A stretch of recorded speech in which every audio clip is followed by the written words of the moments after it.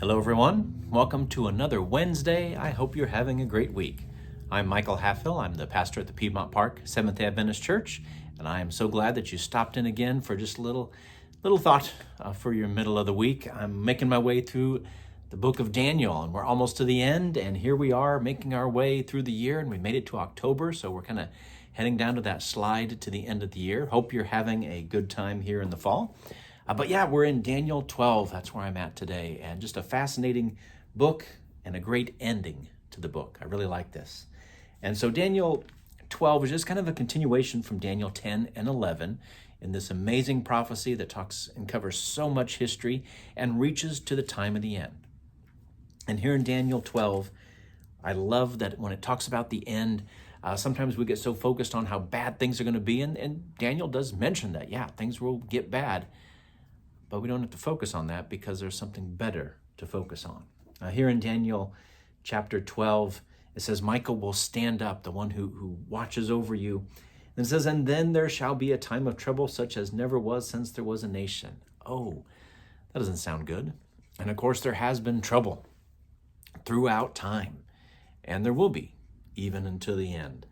But let's not focus on the trouble. Let's focus on what we hear here.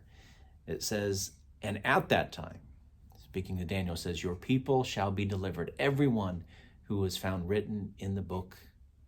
And it says, and many of those who sleep in the dust of the earth shall awake.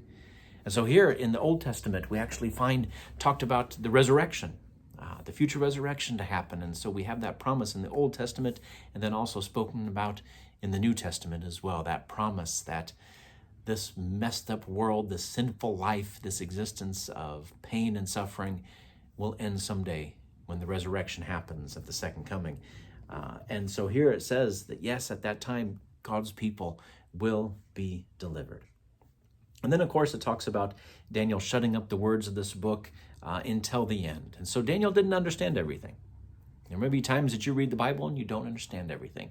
If that's the case, you're in good company. Neither did Daniel. He didn't have to understand everything.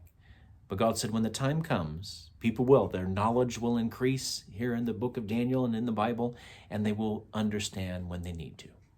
So I hold on to these promises that God will take care of his people even through a time such as never we've seen. And God will win in the end. That's the story of the Bible, and that's the story of Daniel. So I just wanted to share that with you today and encourage you on your journey through the week. I hope that you have a great rest of your week. I hope you'll join us for worship here at Piedmont Park this weekend. I'm excited to share a message that's called Not So.